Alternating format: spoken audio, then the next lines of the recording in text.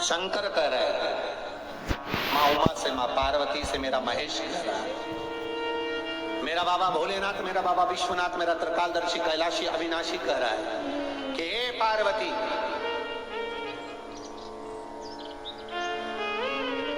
एक पीला एक बेल जो मुझे समर्पित करता है, और समर्पित करने के बाद उस बेल की महत्वता देखिए, जो बैसाख महीने में बाबा शंकर को जो चढ़ाया जाता है और 1000 अश्वमेध यज्ञ का पुण्य फल हम प्राप्त कर लेते, मात्र एक फल चढ़ाता है, मात्र एक फल चढ़ाता है।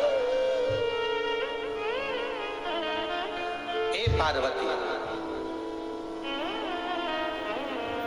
संसार का मनुष्य जब मुझे वो बेलपत्र समर्पित कर, वो बेल का फल समर्पित करता है, पार्वती वो फल जो मुझे चढ़ता है, फिर मैं भले नर्मदा के जल से निकला हुआ कंकर शंकर क्यों ना हूं, फिर चाहे मैं गंगा के जल से निकला हुआ कंकर शंकर क्यों ना हूं, चाहे फिर मैं यमुना के जल से निकला हुआ कंकर शंकर क्यों ना हूं, चाहे मैं सरयू के जल से निकला हुआ कंकर शंकर क्यों ना हूं, चाहे मंदाकिनी के जल से निकला हुआ कंकर शंकर क्यों ना हूं, हे पार्वती, फिर जो भी शिवलिंग पर वो बेल समर्पित होता है, वो बेल उठाकर जीव अपने कार्य में ले सकता है। ये माँ उमा से कह रहे हैं। तो उस बेल की महत्वता जानेंगे। अब अपन उस बेल को जानने के लिए वापिस स्कंद पुराण में चले, तो स्कंद पुराण में लिखा हुआ है कि जो बेल बैसाख के महीने में शंकर को चढ़ाया जाता है, वो बेल का फल उठाकर रख लिया जाता है।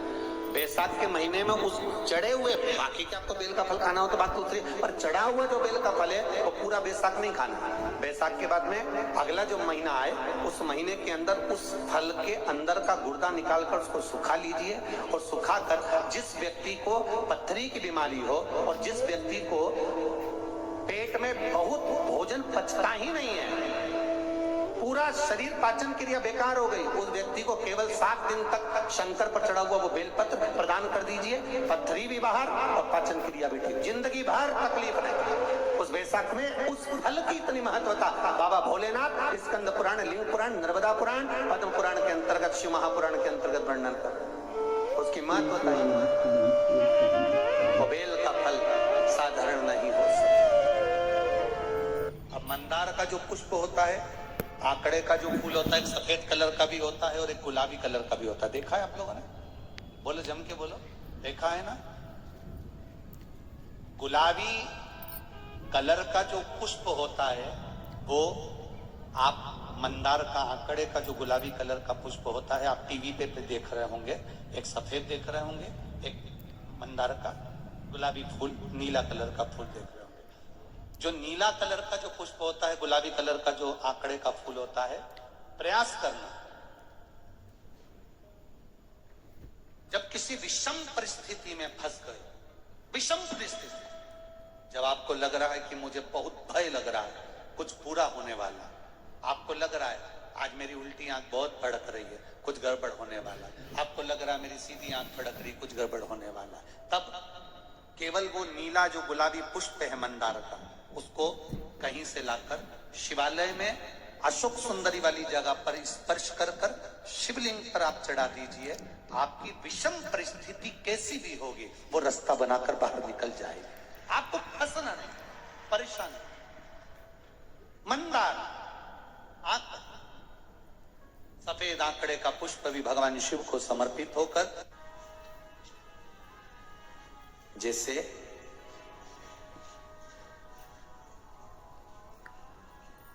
बेले के फल का गुर्दा, बेल का जो फल होता है, बेलपत्री का फल, उसका जैसे गुर्दा, उसके अंदर का जो भाग होता है बेल का, वो गुर्दा,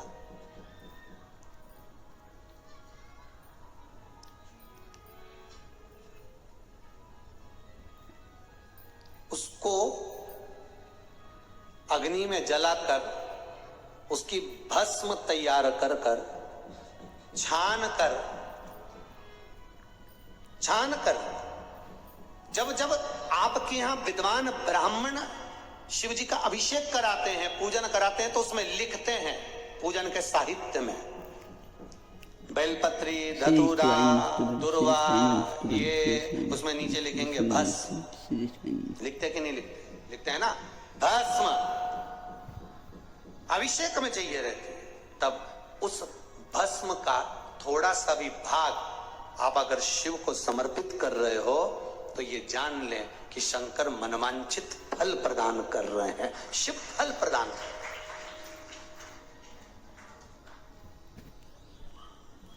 महाराज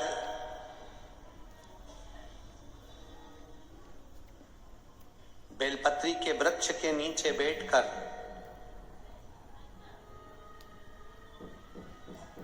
हाथ में एक बेलपत्र का पत्ता रखकर आप पंचाक्षर मंत्र नमः शिवाय, ओम नमः शिवाय या श्री शिवाय नमस्तुभ्यम या महामृत्युंजय मंत्र का स्मरण कर रहे हो, पर डंडी का भाग अपनी ओर, बेलपत्र की बीच वाली पत्ती का भाग बीच वाली उंगली की ओर रखकर अगर आप स्मरण कर रहे हैं और अपनी कामना कर कर बेलपत्री के वृक्ष के नीचे बैठकर उस पत्ते को सम्मुख रखकर बाबा से विनय कर कर एकांत में उस बेलपत्री के वृक्ष की छांव में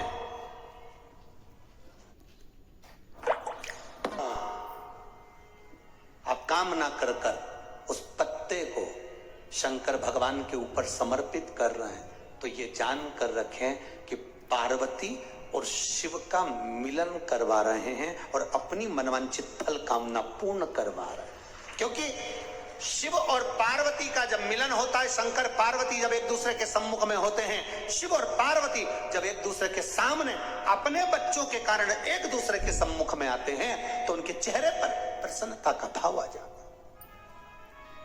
तो फल, मनवांचित फल की कामना आप जिस कामना के लिए कर रहे हैं, विवाह के लिए, नौकरी के लिए, सर्विस के लिए, व्यापार के लिए, रोग मुक्ति के लिए, आप जिस कामना से कर रहे हैं, ईश्वर महादेव, जो व्यक्ति पथभ्रष्ट हो जाए, जैसे मदिरा के नशे में पड़ गया, कहीं जुए में पड़ गया, कहीं मांसाहार में पड़ गया, कहीं व्यसन में पड़ गया, कहीं गलत काम में अगर कोई जा रहा है, तो श्रम्भेश्वर महादेव के नाम से काली तिल भगवान शिव को समर्पित करी जाती है। महाराज काली तिल को वापस उठा कर ले आते हैं, उसी काली तिल को जो मदिरा का नशा करने वाला होता है या जो गलत व्यसन में डूबा हुआ होता है, उसको वो सुबह के समय अगर नहीं खाता तो भोजन के साथ उसको दिया जाए। श्रम्भेश्वर महादेव, एक बेलपत्री का भी बहुत अच्छा प्रयोग है श्रम्भेश्वर महादेव का, मदिरा पीने वालों के लिए, मांसाहार, व्यसन में, जुए में, वेश्यावृत्ति में, पर नारी में, गलत जगह पर जो डूबे रहते हैं उनके लिए। पहले की कथा में इसका वर्णन किया है बेलपत्री। श्रम्भेश्वर महादेव, एक बार सब बोलेंगे, कौन से महादेव? श्रम्भेश्वर महादेव। श्रम्भेश्वर महादेव, फिर जम के बोल लो एक बार, श्रम्भेश्वर महादेव। जब हमारे घर में क्रोध बढ़ता है या कोई गलत कार्य में जाने लगता है, तो श्रम्भेश्वर महादेव का हमें शरणागति लेना चाहिए, श्रम्भेश्वर महादेव का पूजन करना चालू कर देना चाहिए। कई लोग कहते महाराज जी श्रम्भेश्वर महादेव का मंदिर कहाँ मिलेगा, हम कहाँ पूजन करने जाए? कहीं नहीं जाना, तुम्हारे घर के पास में जो शंकर जी का मंदिर है वहीं जाओ, उसी देवालय में, उसी मंदिर में जाओ, श्रम्भेश्वर महादेव के नाम से जल चढ़ाना प्रारंभ करेंगे। वो जल जो गलत संगत में पड़ा हुआ है उसका आचमन कराना प्रारंभ करेंगे, अपने आप उसकी धीरे धीरे बुद्धि सुधरना प्रारंभ हो जाएगी। ऐसा श्रम्भेश्वर महादेव का है। जी शिवाय नमस्तुभ्यम, हर हर महादेव। आप सभी का आपके अपने धार्मिक वीडियो चैनल पर स्वागत है। पूज्य प्रदीप मिश्रा जी ने बेलपत्री का बहुत ही अच्छा उपाय बताया है। पूज्य प्रदीप मिश्रा जी ने बताया है कि एक बेलपत्री का पत्ता लेकर अगर हम बेलपत्री के पेड़ के नीचे उसकी पूजा करते हैं और फिर वही पत्ता हम भगवान शिव को समर्पित करते हैं, तो हम माता पार्वती और शिव का मिलन कराते हैं। पूज्य प्रदीप मिश्रा जी के उपाय बहुत ही अच्छे होते हैं और मनोकामना पूर्ण करने वाले होते हैं। अगर आप भी चाहते हैं कि पूज्य प्रदीप मिश्रा जी के उपाय देखें और करें तो उसके लिए प्लीज़ मेरे चैनल को लाइक, कमेंट और फॉलो ज़रूर करें। मेरा चैनल है धार्मिक वीडियो। श्री शिवाय नमस्तुभ्यम। हर हर महादेव। आप सभी की मनोकामना भगवान शिव पूरी करें। इसी मनोकामना के साथ श्री शिवाय नमस्तुभ्यम।